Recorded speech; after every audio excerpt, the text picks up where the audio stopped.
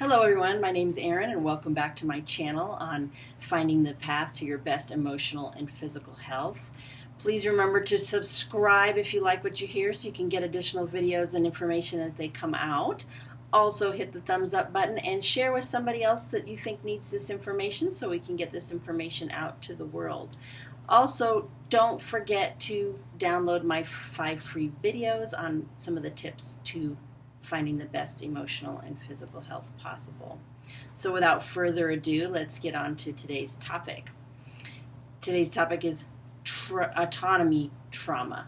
So if you've been following this developmental trauma series, we've been looking at the ways that people interact with their caregivers as young children and develop these developmental traumas and disruptions in their connections with others, and it affects their relationships, and they develop these survival styles that go on as adults to create difficulties with their connection.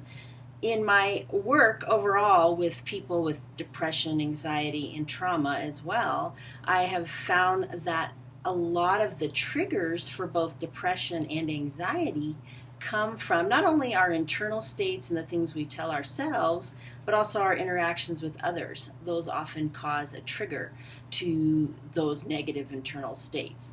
We're designed to interconnect and develop relationships with other people, so when we have difficulties in those areas, it causes a lot of challenges. So today's topic is autonomy, say that one 5 times fast, autonomy trauma. So this is when people, the capacity for autonomy and independence, being their own person, fails to develop, and then they get into this kind of style. So we are designed to kind of develop some kind of independence as well as some interdependence with others, but a lot of the times when people are young, this can fail to develop. And it comes from parents that are a lot of times very anxious, maybe because of their own fears, and then they kind of over control the child. They also kind of control, like in the trust style, and create an extension of themselves, like trying to achieve some kind of something better, something like a dance mom or a success in through the child rather than in their own life. They want something better for their child than they had. So they kind of push. So the other thing that can sometimes occur with these children is they have rigid rules that they need to follow. And sometimes this will emerge, especially in potty training. So people will have these, parents really will have these rules that the kids have to follow, and when they don't follow them, there isn't a loving follow-up or a connection to why they don't follow the rules, and they withdraw the love from the child for not following the rules. So the child feels that they are bound to follow rules just to get love, and then they're not loved for who they are. So they struggle with that kind of obedience. And they figure that they need to please others as a duty. That's kind of how that theme develops. So people that have kind of gone through this, their biggest fears are that they're going to be criticized by their parent, or they're going to be rejected or abandoned. So that leads to fears of intimacy, because why get close to someone if you're going to lose them? So they're kind of afraid to expose their feelings, because then they are going to get hurt.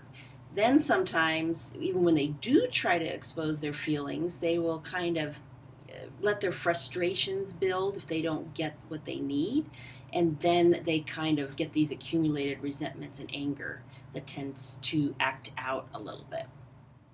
So these people really struggle with the shame identifications of being angry, rebellious, and burdened, and then they feel that they should not be those things.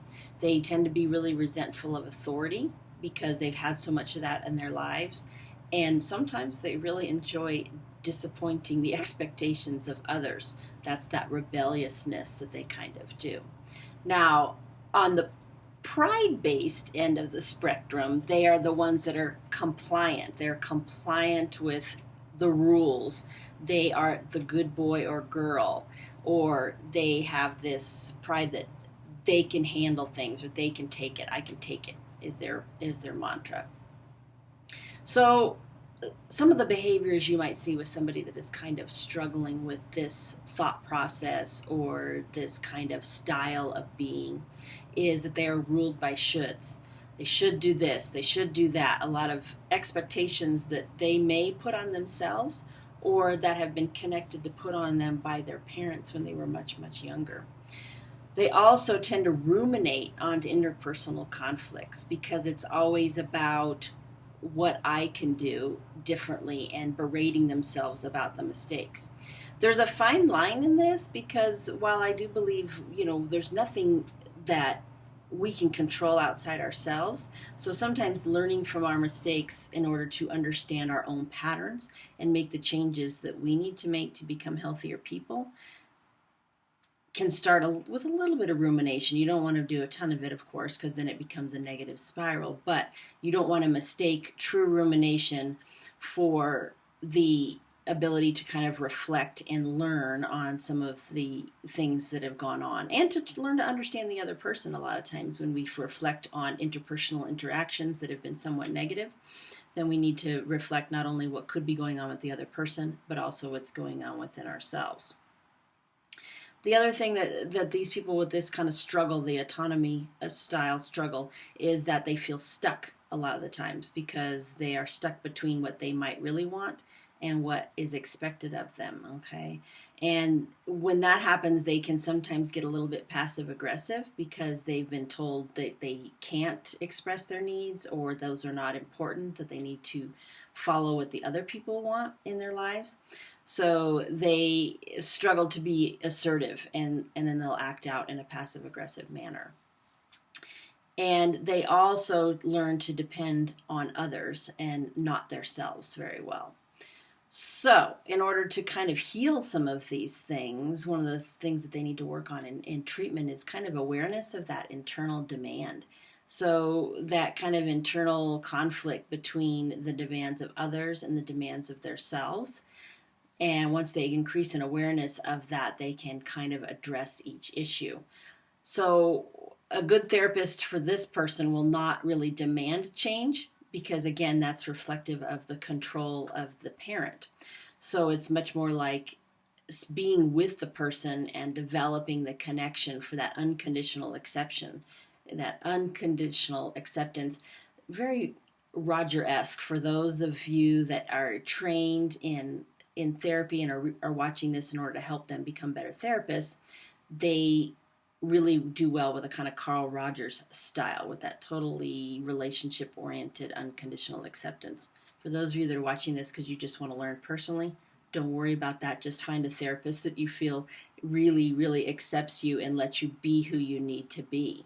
And that will create a better relationship because that's likely what you didn't have when you were younger. So one of the things that a therapist can encourage is this mindful acceptance of all parts of you and feeling all parts of the person, because that internal struggle shouldn't be pushed down or ignored. And also that supports self-expression and helping people kind of understand what their true needs are. They also need to work on counterdependency issues and the difference between rebellion, just for the sake of rebellion, and true autonomy. And then you can encourage them to set boundaries in a healthy manner and set limits without feeling guilty, because a lot of times they will feel guilty when they set those limits with others. The other thing that we need to look at is encourage them to look at how they might see rejection as a way to set them free rather than a way to kind of correct the connection between people. So they kind of set themselves up for rejection because they feel the need to set free, but then they're frustrated with rejection because then they don't have the connection that they're looking for. So they have to kind of balance that out and see that they're looking for that overall freedom that they may not have gotten before. So if you have any questions, please add them in the comments and I'll do my best to answer them. If you like what you hear, don't forget to subscribe, like I said, and wait for the next video. We have one more in this series, and then we'll probably work on maybe some attachment stuff and some other things that kind of affect our overall relationships and connections to others. So thank you for listening and have a great day.